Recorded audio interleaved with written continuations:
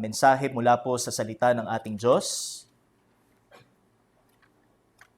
At sa pagkakataong ito, muli po nating buksan ang ating mga Biblia sa unang Pedro, 1 Peter.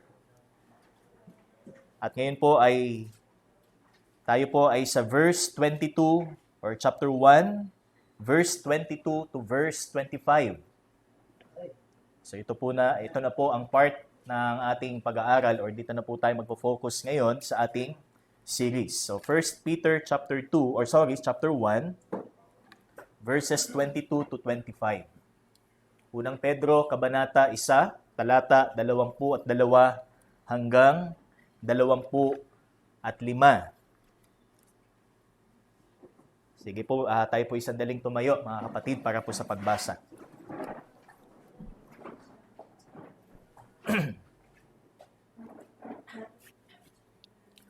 Okay, 1 Peter chapter 1, verses 22 to 25. Having purified your souls by your obedience to the truth for a sincere brotherly love, love one another earnestly from a pure heart, since you have been born again, not of perishable seed, but of imperishable, through the living and abiding Word of God. For all flesh is like grass, and all its glory like the flower of grass. The grass withers, and the flower falls, but the word of the Lord remains forever. And this word is the good news that was preached to you. Purihin po ang Panginoon. Tayo po ay manalangin. Salamat po muli, Panginoon, sa umaga pong ito.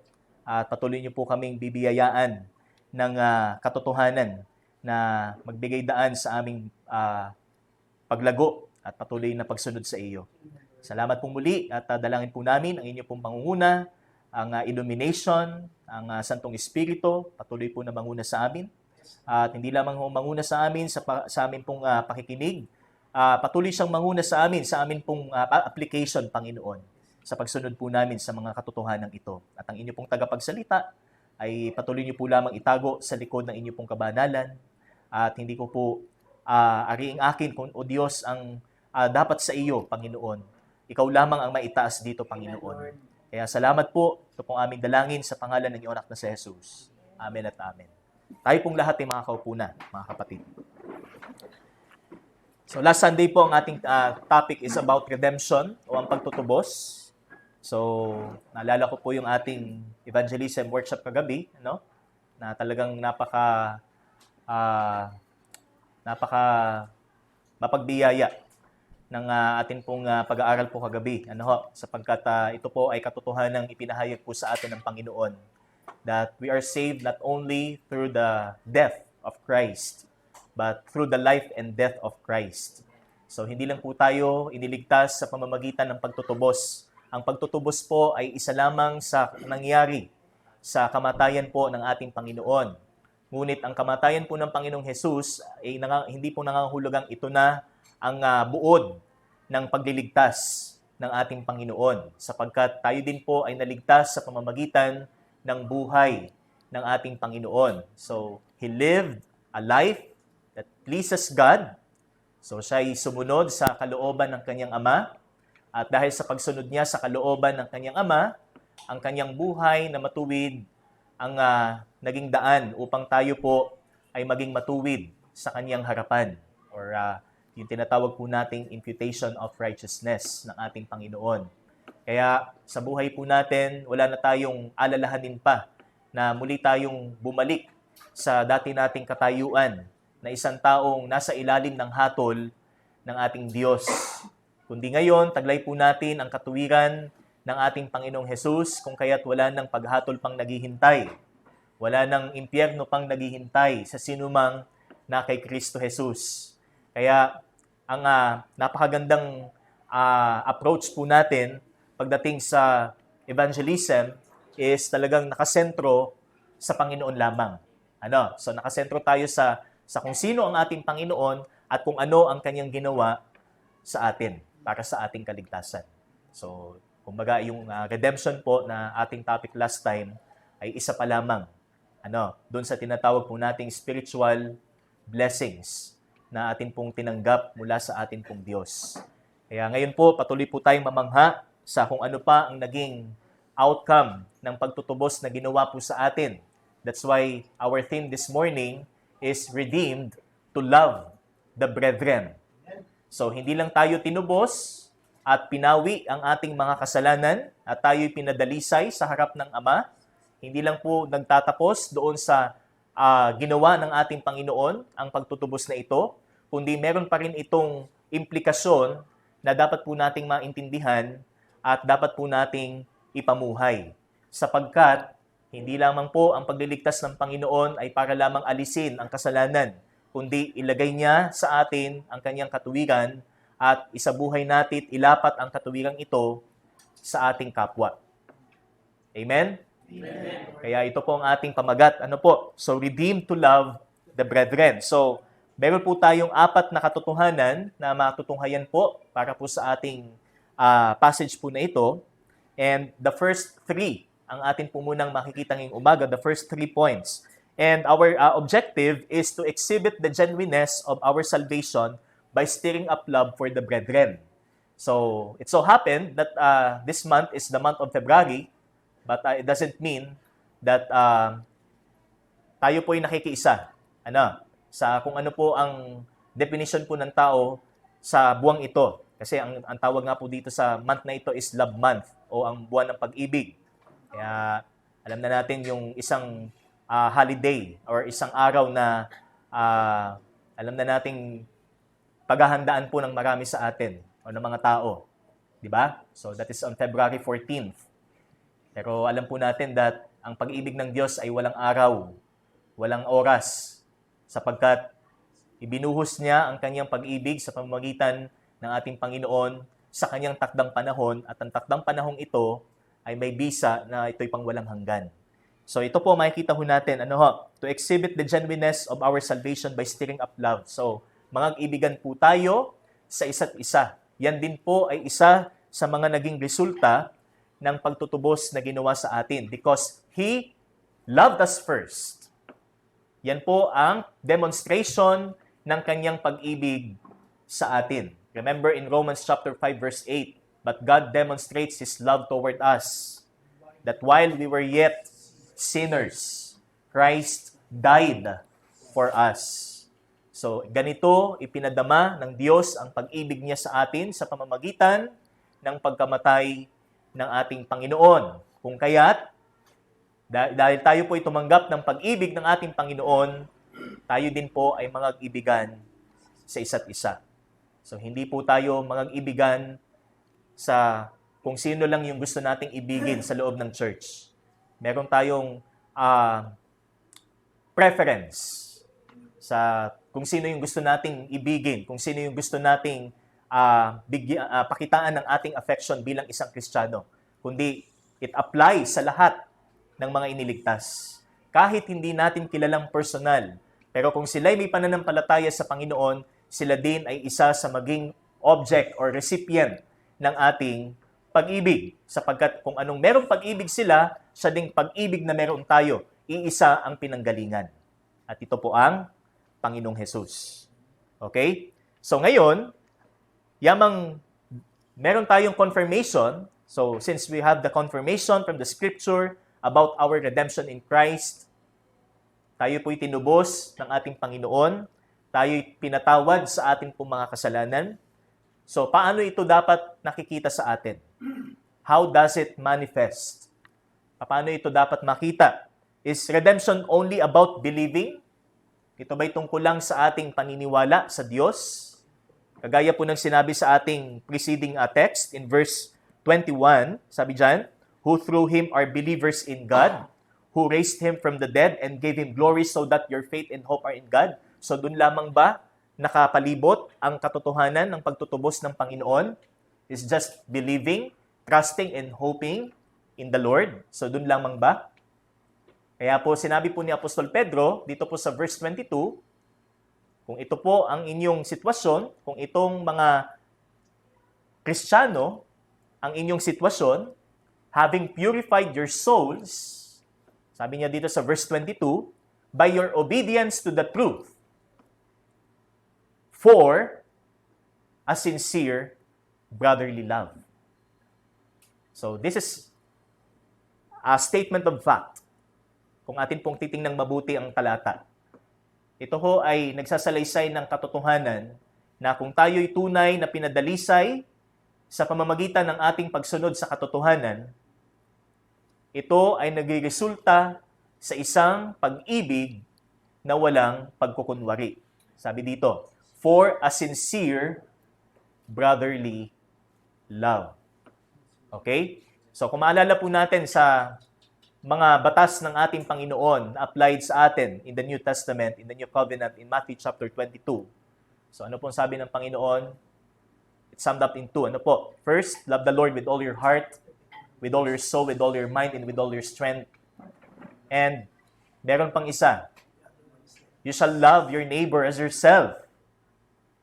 Di ba? That's why ang pagtutubos sa atin, it's not a personal matter. Hindi lang po ang pagtutubos is just between you and God. That you trust Him, that you believe in Him, that you hope in Him. It's not the totality, it's not the summary of redemption only. Ang ibig sabihin din po ng pagtutubos, it's also an interpersonal matter. Hindi lang po siya personal matter mula sa pagitan mo at ng Diyos, ito ay sa pagitan mo rin at ng iyong kapwa mananampalataya. Between you and God's people, between you and others. That's why love your neighbor as yourself. Sapagkat ang diwa ng pag-ibig na ipinakita sa atin ay hindi pagiging makasarili. Di ba ba? Ibinigay niya ang kanyang sarili para sa atin. He gave up His life for us. That's the very substance ng pag-ibig na ipinadama niya sa atin. Ipinakita niya sa atin. So, sabi po dito, God is also concerned with our relationship to other people. Hindi lang ang concern ng Diyos yung relasyon natin sa Kanya. So, meron tayong responsibilidad na pangalagaan po natin ang ating relasyon sa Panginoon through prayer, through Bible reading, through worship. Pero meron din tayong responsibilidad sa ating kapwa bilang mga tinawag ng Diyos, bilang mga tinubos ng Panginoon. Paano dapat natin sila dalhin sa Panginoon? Paano natin patuloy na pairalin ang ating pagmamahal, ang pagmamalasakit, ang pag-unawa sa kanila. Kung sila man ay nakakilala sa Panginoon at yamang tayo ay higit na mas may tuturing na mature kumpara sa kanila, paano dapat natin sila akayin? Patuloy palapit sa Panginoon at hindi natin sila hatulan, husgahan sa kanilang immaturity. So ito po yung ating makikita dito. Ano ho? And here, growing in faith is growing in love. Ang paglago sa pananampalataya ay paglago sa pag-ibig. Kaya kumusta ho ang pag-ibig natin? Mga kapatid, kumusta ang ating pag-ibig sa ating kapatid sa pananampalataya? Kumusta ang ating pag-ibig sa ating nasa likuran o nasa harapan o nasa gilid o katabi? Kumusta? Mahal pa ba natin sila? Mahal pa rin pa ba natin sila sa Panginoon? May kumpiyansa pa rin bang sabihin natin sa ating kapatid, mahal kita sa Panginoon? Kaya yung ating inawit or awitin sa welcome, oh, I love you with the love of the Lord. I can see in you the glory of my King. Hindi kita iniibig dahil sa iyong itsura. Ikay iniibig, ikitay aking iniibig sapagkat sumasa iyo ang Panginoon. Nakikita ko sa iyo ang kabutihan, ang kaluwalhatian ng Panginoon. So ito po, mga kapatid, ang magiging sentro ng ating paksa or ng ating message about brotherly love. So, how is your love for the brethren? Is it still on fire? Naglalagablab pa rin ba ang ating pagmamahal sa ating kapatid sa Panginoon? O iba na ang paglalagablab na meron sa atin ngayon? Hindi na pag-ibig, kundi galit, sama ng loob. Yan pa rin ba ang katotohanan na dapat makita sa atin? So be reminded of this passage that we're going to look this morning. At kalooban po ng Diyos, ito po ay isang two-part na series po natin. So, ngayon po at sa susunod na linggo, kalooban po ng Panginoon. So, the first 3 points na atin pong makikita sa ating passage. Number 1 is the reality alongside brotherly love. So, ano ba ang realidad na kaakibat ng pagmamahal natin sa ating kapatid? So, ano bang dalawang realidad na makikita ho natin kung kaya't meron tayong kakayanang magpakita at manifest ng ating pag-ibig sa ating kapatid sa Panginoon. So, yun po yung ating una. Ano po? So, having purified, verse 22, I will read it again. Having purified your souls by your obedience to the truth. So, these are the two realities sa likod ng ating pag-ibig sa kapatid. Sapagkat tayong mga tao na tinubos at iniligtas ng Panginoon ay may kalikasang walang kakayanang magpakita ng pag-ibig. That's why here it says, having purified your souls by the obedience or by your obedience to the truth. So ito po ang ating makikita. So first, Apostle Peter established the fact that brotherly love is only possible with those whose hearts were given the enablement to demonstrate such. Sinasabi po dito ng isang tao, malibang ipagkaloob sa kanya ang kakayanang umibig sa kanyang kapatid, wala siyang kakayanang gawin. Wala siyang kakayanang ipakita. Because in Romans chapter 5 verse 5, mababasa po natin, Romans chapter 5 verse 5, and hope does not put us to shame. Because God's love has been poured out into our hearts through the Holy Spirit who has been given to us. So the love of God has been poured out to us. Hindi ho likas na nasa atin ang pag-ibig na ito. Kaya hindi ho natin pwedeng sabihin, mahal ko ang kapatid ko sa Panginoon, katulad ng pag-ibig ng isang hindi mananampalataya sa kapwa niya hindi mananampalataya. Sinasabi ho dito that ang pag-ibig ng Diyos, the love of God has been poured into us. The love of God has been poured into our hearts. Binuhusan tayo, pinuno tayo ng pag-ibig ng Panginoon, lavishly, abundantly. That's why we love. That's why in 1 John chapter 4:19 says, we love because God first loved us. Umiibig tayo sapagkat una tayong minahal. Una tayong inibig ng Diyos. Kaya there's no such relationship between man and God na ang unang umibig ay ang tao. Dahil sa kanyang personal na inisyatibo, lumapit siya sa Panginoon. That is religion, we know. Ano ho? Hindi ho, but God first. Siya po ang unang gumawa, siya po ang unang bumaba, siya po ang unang umabot. Kaya sabi dito, God loved us first. That's why we love. Kaya hindi ho natin pwedeng ipagmalaki ang anumang bagay na meron po tayo ngayong tayo nasa Panginoon na unang ang Diyos ang gumawa bago tayo. Unang ang Diyos ang umakto, unang ang Diyos ang umabot bago ho tayo. We're not able because we are sinners. Makasalanan po tayo. We cannot, hindi natin kayang abutin ng Diyos. We all fall short of the glory of God. Di po ba? Kaya sabi dito, the love of God has been poured into our hearts. We love because God loved us first. And without that love, our hearts cannot show the genuineness and the greatness of love. Paano makikilala ng tao ang Panginoon kung ang pag-ibig na ipinapakita natin sa kanila hindi pag-ibig ng Diyos? Kung hindi natin tunay na nauunawaan ng pag-ibig ng Diyos, how can we show it sa mga taong nangangailangan nito? Kaya hindi ho po maaari na hindi natin i-testify ang pag-ibig na ito sa mga taong wala pa sa Panginoon. Kailangan nilang makilala ang Panginoon, pero hindi magagangyari yan, hindi ho yan magaganap kung tayo mismong nagbabahagi, hindi natin naunawaan ang kahulugan ng pag-ibig ng Panginoon. Kaya sabi dito, without that love, our hearts cannot show the genuineness and the greatness of it, because the heart of the unredeemed is characterized not by love, but by hate. Ano ang katangian ng isang pusong hindi tumanggap ng pagtutubos? Galit. Makikita ho natin in 1 John chapter 2, verse 9 to 10. So, pwede po natin buksan. Ano po? Kaunting forward lang ho tayo sa ating bubuklat. 1 John chapter 2, verses 9 to 10. Mababasa po natin.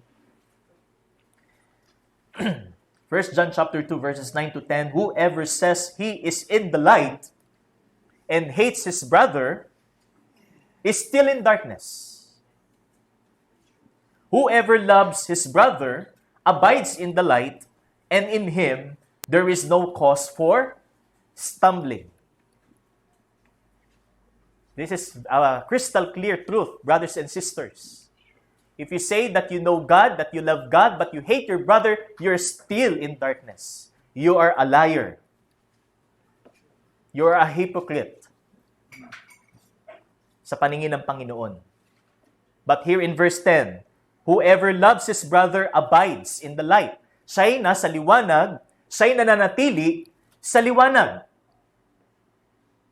This is Christ. And in Him, there is no cause for stumbling. Hindi siya katitisuran. Kaya mabigat na bagay po sa buhay natin na tayo ay maging katitisuran ng ating kapatid sa pananampalataya. Hindi ho natin pwedeng ipagkibit-balikat yan, lalo kung nakikilala ho natin ang Panginoon. Mahalaga sa Panginoon ang ating kapatid, kaya ituring din natin siyang mahalaga kung paano siya mahalaga sa Diyos. Kaya hindi ho gawi ng isang Kristiyanong siya'y patuloy na katitisuran ng kanyang kapwa mananampalataya. Dahil sa kanyang ugali, dahil sa kanyang kahinaan, hindi ho totoo yung sabihin nating hindi yan big deal. Ang ugali hindi yan big deal. Paano kung sa ugaling ito ay natisod ang iyong kapatid sa Panginoon? Sa halip na ikaw ay pagmulan ng pag-ibig para sa iyong kapatid. Kaya mga kapatid, ang sabi diyan, whoever says he is in the light and hates. So, remember, tingnan po natin yung salitang hates, mga kapatid. This is a continuous action. Siya'y patuloy na napupuot, siya'y patuloy na nagagalit sa kanyang kapatid. So, this is some kind of growing, developing sa kanyang puso. And we know that kapag ito ho ay patuloy na lumalago sa atin, alam natin ang simpleng galit pag tumagal yan ay nagiging pagkamuhi. Di ba? At mabigat ho ang consequence kung hahayaan po natin ito sa atin. Kaya dun sa Ephesians, maalala po natin, do not let the sun go down on your wrath. Kung mo hayang paglubugan ka na ng araw, pagsikatan ka na ng araw, paglubugan ka na uli ng araw sa iyong galit, sa iyong puot. Nor give the devil an opportunity. Huwag mong bigyan ng oportunidad, ang espasyo, ang kaaway, para dito. Sapagkat siya'y kapatid sa Panginoon. So, we have two subpoints here. Ano po? Sa ating first point. So, the first reality or the first truth is, their souls have been purified. So the text says, having purified your souls. So we know that the word purify here, this is not a self-purification. Ibig sabihin, hindi siya naging dalisay sa kanyang sarili, hindi siya naging dalisay sa kanyang panata, hindi siya naging dalisay sa kanyang relihiyon, siya'y pinapaging dalisay ng Panginoon sa pamamagitan ng mabuting balita. That is the word having purified your soul. So this is Peter's affirmation of their conversion. This is Peter's confirmation of their salvation. Yan sabi niya, having purified your souls. Kayo'y pinapaging dalisay na Kayo'y pinatawad na sa inyong mga kasalanan. Okay? And also, it is indeed the work of the Holy Spirit to us. Ito ho'y kilos, hindi natin kundi ng Santong Espiritu. Nilinis tayo ng salita, cleansed through the Word, through the Holy Spirit, the work of the Holy Spirit. Kaya makapangyarihan po ang salita ng Panginoon. Hindi mo natin pwedeng sabihin na ito'y isang aklat lang na pwede mong itabi, pwede mong itago, pwede mong i-display. Nandyan lang siya. No. Sa pamamagitan nito, kikilos po ang ating Panginoon. Sa revelasyon po na mababasa po natin dito, ipapahayag po sa atin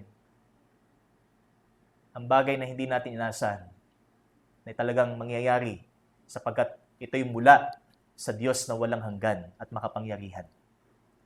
Conversion. Okay? So the word having purified in Greek is in a perfect tense. Meaning, it signifies a past action with continuous results. That's the meaning of present tense. Ibig sabihin, pang nagdaan na siya, pero ang resulta nito ay nangyayari hanggang ngayon.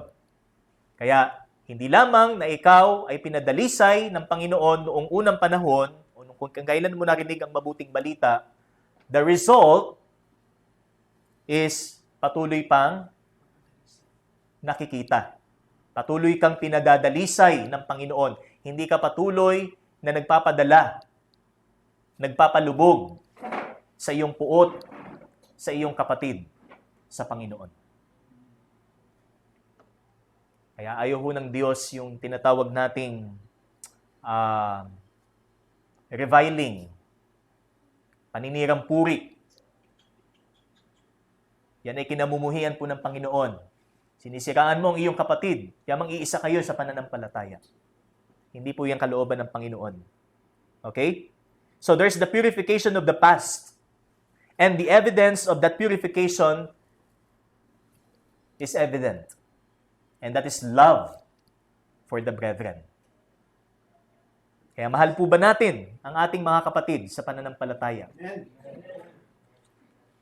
At mahal pa rin pa muna natin sila bukas. Sa susunod na linggo kaya?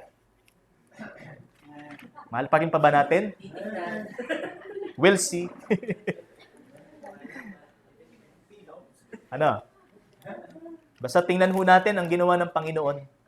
Ano ha? Ang maging batayan ho natin yung ginawa ng Panginoon. Ang hirap pagtiisan ng kapatid kong ito. Ang hirap pagpasensyahan ng kapatid kong ito. Eh ang Panginoon nga, mas mahirap tayong pagpasensyahan. Pero namatay siya para sa atin. Kahit na lang sa hindi mananampalataya, pag nasa lansangan tayo, di ba? Talagang sisilakbo ang ating damdamin. Pero pag inalala ho natin ang ginawa ng Panginoon, di ba? Para sa mga taong ito, para sa mga taong napakahirap pagtiyagaan, para sa mga taong napakahirap unawain,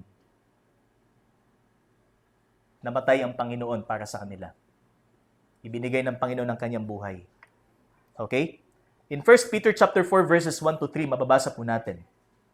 1 Peter chapter 4 verses 1 to 3. Since therefore Christ suffered in the flesh, arm yourselves with the same way of thinking. For whoever has suffered in the flesh has ceased from sin, so as to live for the rest of the time in the flesh, no longer for human passions, but for the will of God. For the time that is past, suffering or suffices for doing what the Gentiles want to do, living in sensuality, passions, drunkenness, orgies, drinking parties, and lawless idolatry. Remember the suffering of Christ. If you're suffering right now for the sake of Christ, that is beneficial. But if you suffer as a Christian because you are committing sin, dapat lang. Di ba? Yan po ang sinabi ng Biblia. Naghihirap ka man ngayon, alang-alang kay Kristo, mabuti yan. Naghihirap ka ngayon, dahil sinusuway mo si Kristo, dapat lang. Sapagkat ayaw ho ng Diyos na manatili tayo dito. Ayaw po ng Diyos na patuloy nating i-abide ang ating sarili dito. Patuloy nating i-yield ang ating sarili dito. Ang nais ng Panginoon is a new quality of life in righteousness, in holiness, as a new creature. 2 Corinthians 5:17. If anyone is in Christ, is a new creature. That's why here it says, their souls have been purified. Pinadalisay na. Pinadalisay na tayo, kung kaya't hindi maaaring hindi tayo magpakita ng ating pag-ibig sa ating kapatid. Ano bang pag-ibig? Ano bang klaseng pag-ibig ito? So sa pagtuloy po natin, makikita po natin kung ano po ang pag-ibig na ito. So next is their obedience to the truth. So also in verse 22, so ito po ang ating makikita, having purified your souls by your obedience to the truth. That's why it's not only about believing, okay, but it follows with obeying. Ang kasunod ng paniniwala, you believe in God, you believe in the Lord Jesus Christ, you obey. Sumusunod ka. You believe, you obey. You obey to the laws, to the commandments of Christ. So that's the second. Their obedience to the truth. Okay?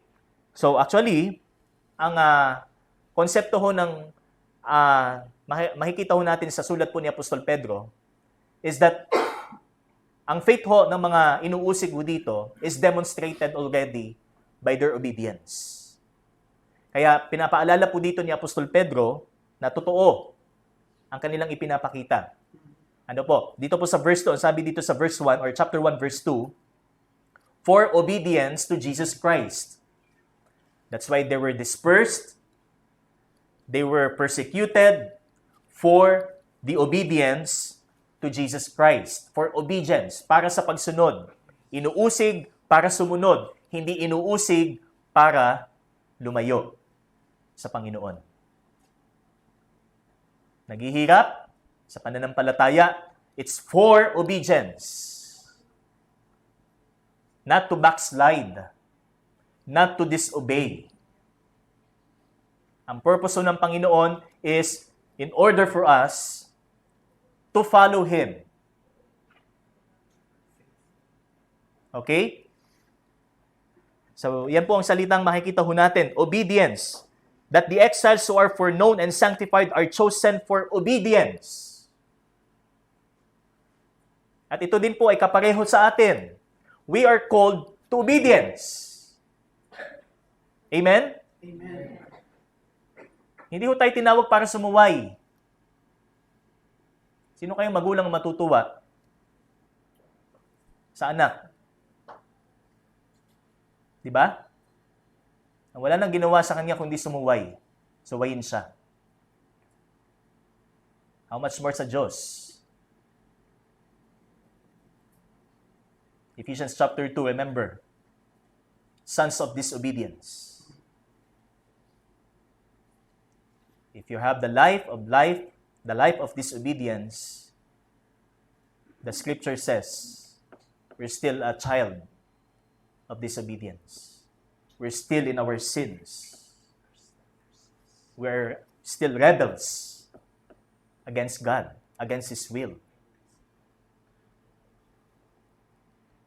Okay? So from being sons of disobedience, we are now servants. That's why the word obedience here speaks of attentive listening. Kasi kung titingnan po natin sa word in Greek, ang ibig sabihin po ng obedience is hupakuo. So the word hupakuo means to hear under. Not only hearing, but you listen attentively, carefully, and you follow.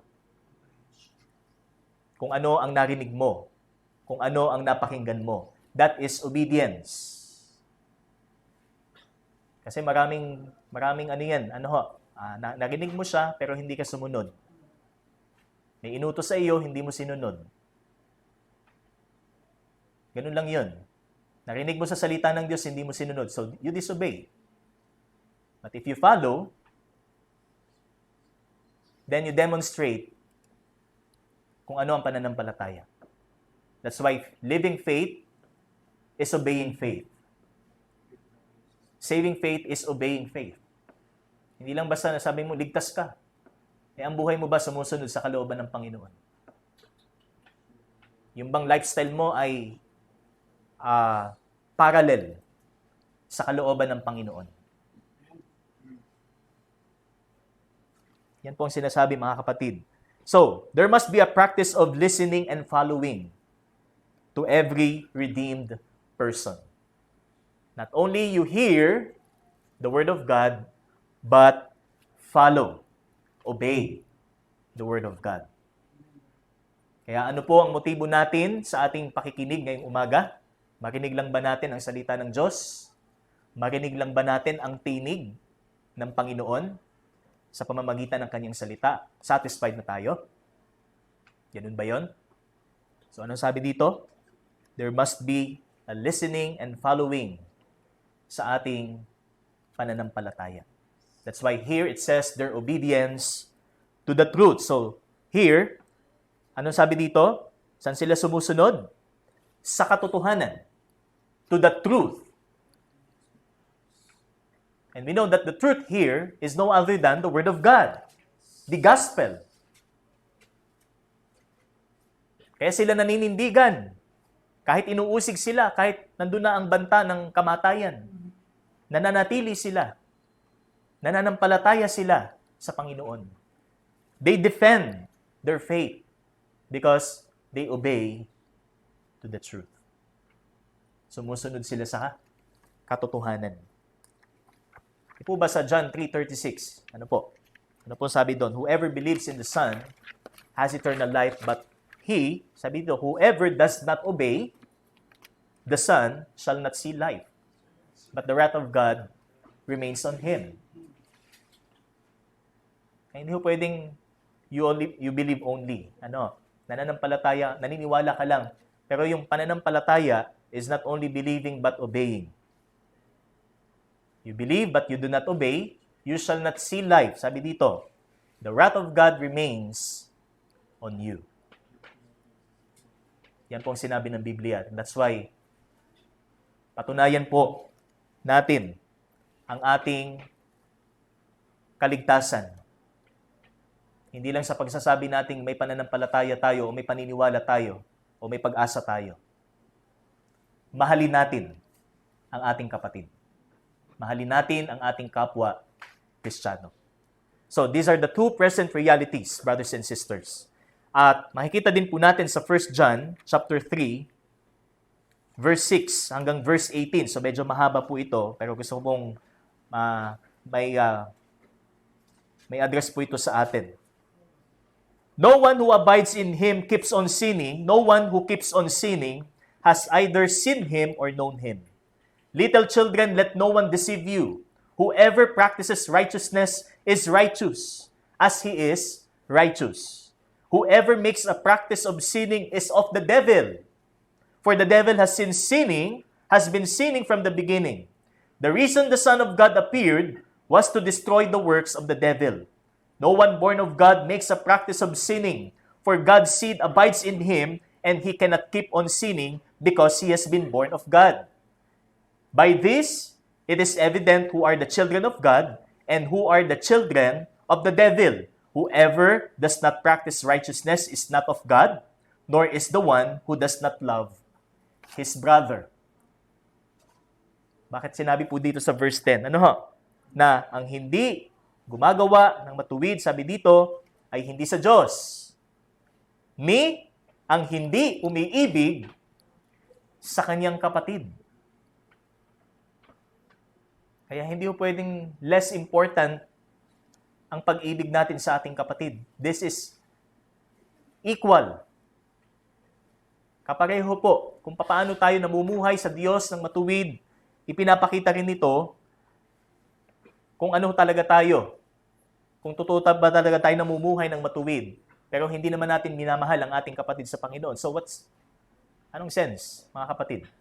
Kaya sabi dyan, nor is the one who doesn't love his brother, for this is the message that you have heard from the beginning, that we should love one another, we should not be like Cain, who was of the evil one and murdered his brother. And why did he murder him? Because his own deeds were evil and his brother's righteous. Do not be surprised, brothers, that the world hates you.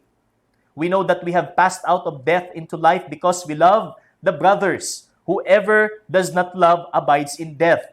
Everyone who hates his brother is a murderer.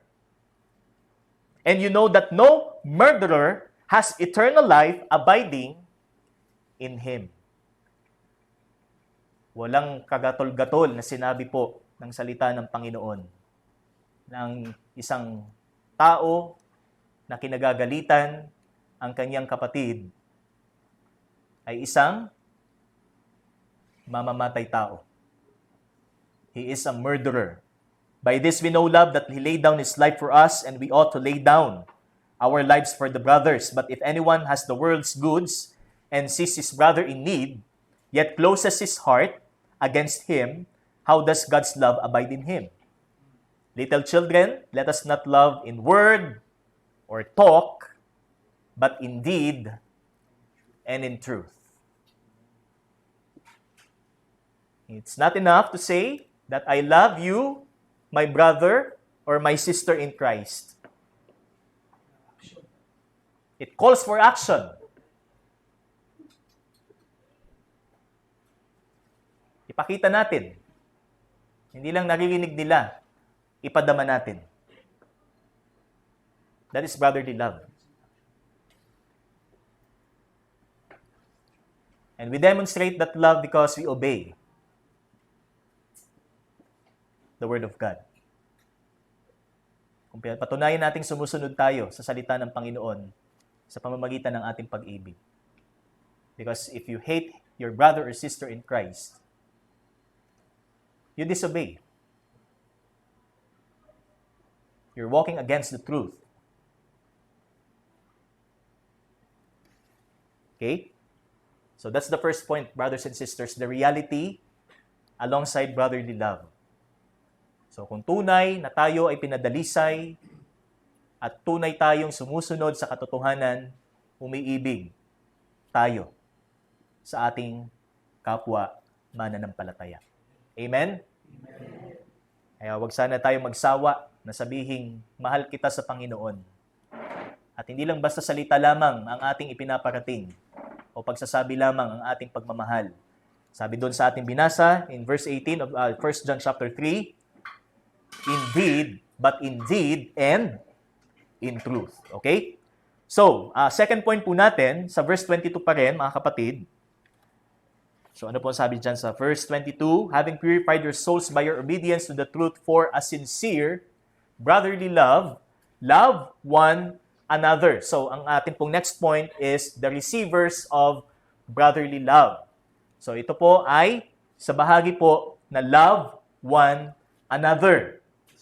Okay? Ang ibig sabihin, hindi po tayo tinubos at inuutusan ng salita ng Panginoon na ang mahalin natin ay ang ating sarili.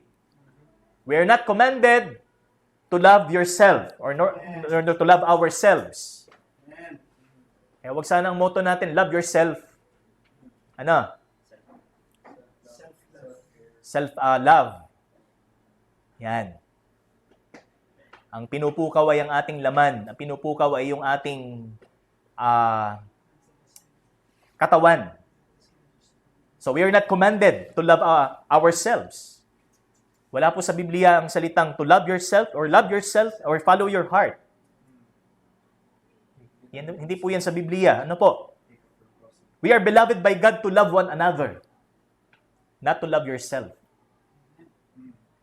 Sabi ng Panginoon, love your neighbor as yourself. Others first. So ngayon, sino ang ating number one bukod sa Panginoon? Sino ang ating mas binibigyan ng pag-ibig, mas binibigyan ng importansya bukod sa Panginoon? Sarili? O ang iba? Mahirap yan sa bahagi po natin. Di ba? Pero ito po ang sinabi ng Biblia. We are beloved by God to love one another. Not simply to love or to love yourself, but to love one another. So, 1 John chapter 4, verse 7. Beloved, let us love one another, for love is from God, and everyone that loves is born of God and knows God. He who loves not knows not God, for God is love. Kanta ho yun actually. Nung mga kids ministry pa lang kami, nakanta yun. Narinig ko po yun kay Sister Lucille. 1 John 4, 7, 8. So, sabi dito, let us love one another, for love is from God. Yamang ang pag-ibig na meron tayo galing sa Diyos, magmahalan tayo sa isa't isa. At ang umiibig sa kanyang kapwa ay nakakakilala sa Diyos. We know that knowing God means salvation. Di ba? May kaligtasan. And John 13:34, a new commandment I have given to you, that you shall love one another, just as I have loved you. Kung paanong inibig ko kayo, mag-ibigan din kayo sa isa't isa. And by this, they will know that you are my disciples.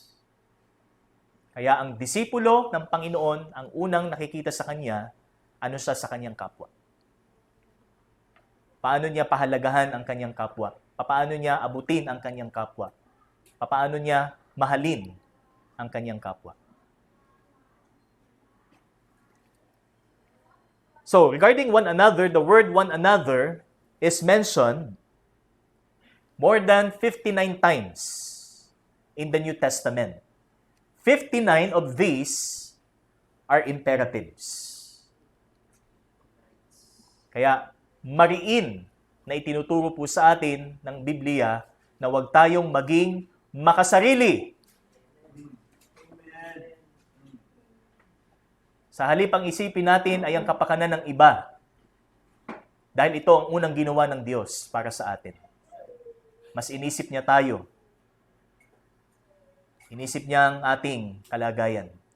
Kaya gumawa siya ng paraan para sa ating kaligtasan.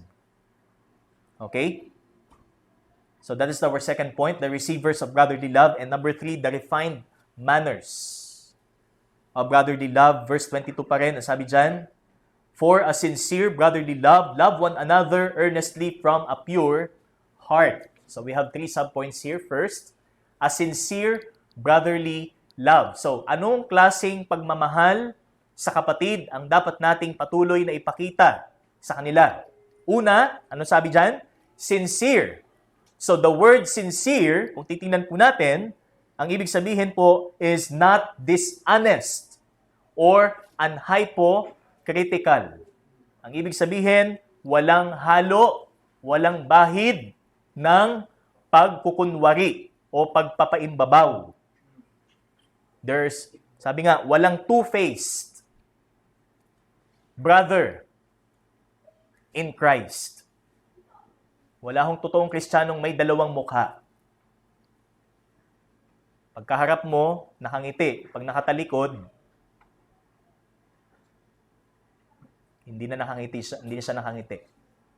Iba na ang kanyang expression.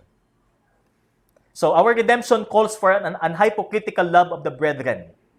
Romans chapter 12 verse 9 says, let love be without hypocrisy. Let our love be without hypocrisy. Our love should not be a two-faced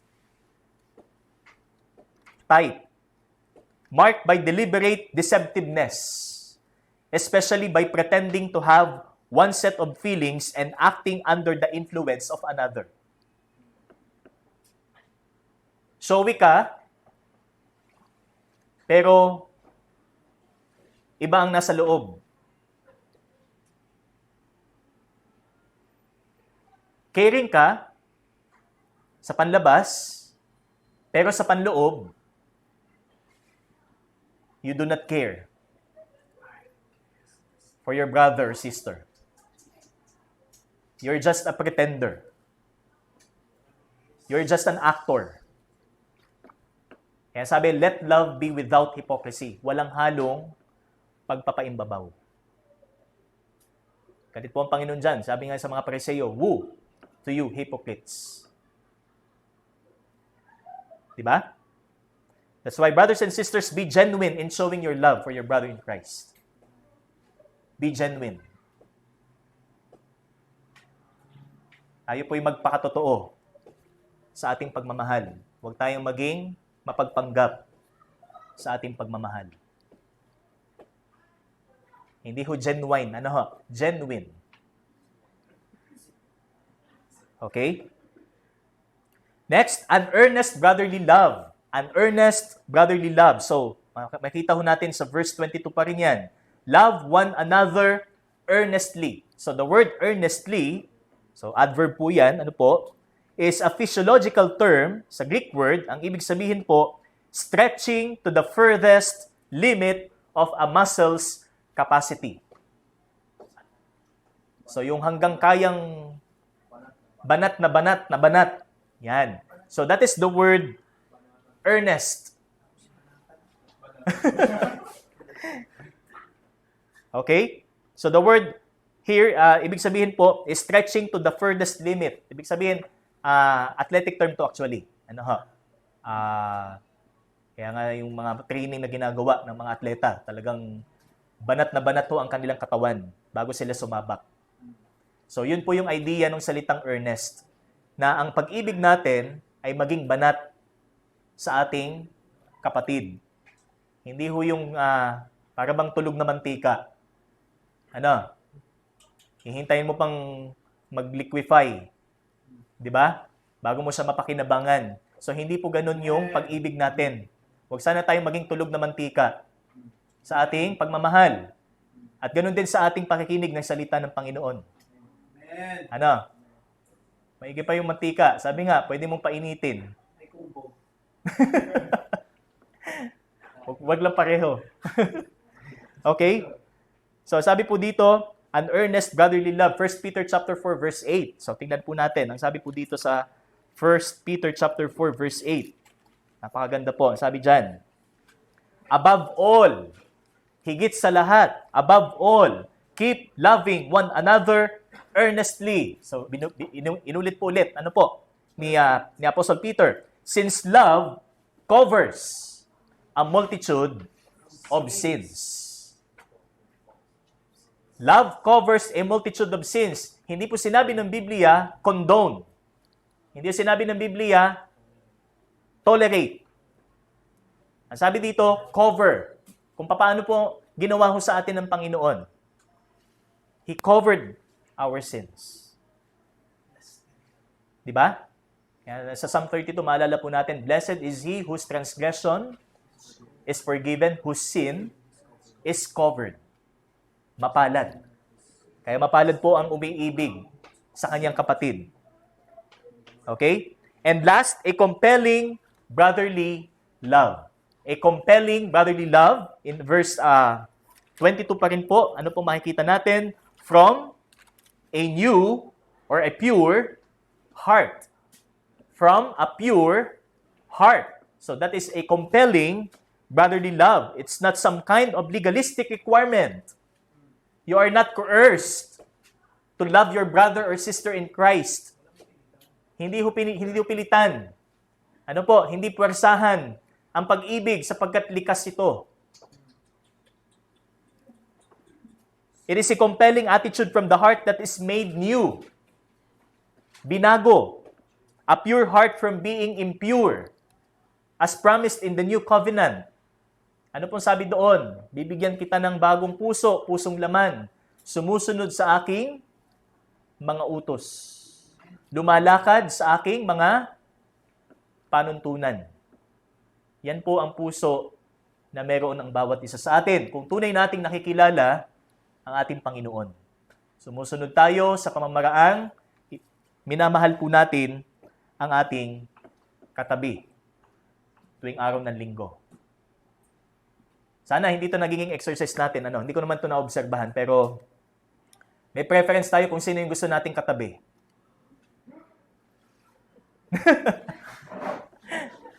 Di ba? Yan. Yung may, kumbaga parang, yun gusto kong katabi kasi may pabango yun eh. Gusto ko yung perfume niya eh. Okay? So, wala sanang ganun sa atin. Ito, gusto kong katabi to kasi nagbibigay ito ng candy sa akin eh. Oh. Ito, gusto kong katabi to kasi hindi to maingay. Hindi to malikot, umupo. Hindi pa na yung kuyakoy. Ganun ba tayo mga kapatid? So wala tayong preference kung sino yung gusto nating makatabi. We're welcome, sabi nga, na makatabi siya. Dahil kapatid natin siya sa Panginoon. Amen? Amen. Yan. So yun po ang makikita natin. This is a compelling brotherly love. Para ba siyang talagang natural na bumubulwak mula sa ating puso. Mahalin natin sila. Hebrews 13:1, let the love of the brethren continue. Di ba? Pairalin, ipagpatuloy natin ang ating pag-ibig sa ating kapatid. There's no such time when to love and not to love. Walang oras na sinasabi ng Biblia, kailan ka iibig, kailan kang huwag umibig. It is the love that must be always applied because God is love. Ang Diyos ay pag-ibig na walang oras na hindi siya pag-ibig. Amen? Amen. Kaya ito po mga kapatid, ang sinabi, these are the manners of a brotherly love. It must be sincere, it must be earnest, and it must be compelling in verse 22. So, next po natin, from verses 23 to 25, ito po ang ating second part next Sunday, kalooban po ng Panginoon, is our fourth and last point, that is the reason for brotherly love. Ang dahilan kung kaya tayo ay mga ibigan sa isa't isang mga kapatid natin sa pananampalataya. So ipagpatuloy po natin, kahit hindi pa ho tapos ang ating series, ang application po ay ngayon na. Hindi ibig sabihin na hintayin pa natin mag-part 2, hintayin pa natin matapos ng series na ito, saka lang tayo magmamahal. Hintayin pa natin mag-February 14, bago tayo magmahal sa ating kapatid. So hindi po yan ang sinabi, but love one another na walang panahon. Okay? Ngayon po, ang sinasabi ng Biblia. Tayo po'y manalangin. Aming Diyos, salamat po sa iyong salita. Salamat po sa katotohanan na patuloy niyo pong inihahayag sa amin about loving our brothers and sisters in Christ, na ito po ay kalikasan ng isang tunay na binagong buhay, iniligtas, tinubos ng inyo pong banal na dugo. Salamat po, Panginoon. Dalangin po namin na ito po ay mailapat po namin sa aming buhay at kagalakan po namin ipamuhay ito na may bahagi po namin sa amin po mga kasama, sa mga kapatid po namin sa pananampalataya, ang pag-ibig na aming tinanggap mula sa iyo. Iparamdam po namin ito sa kanila ng may kagalakan at higit sa lahat ng may pagsunod sa iyo. Ito pong aming dalangin sa pangalan po ng iyong anak na si Jesus. Amen at amen. Purihin po ang Panginoon.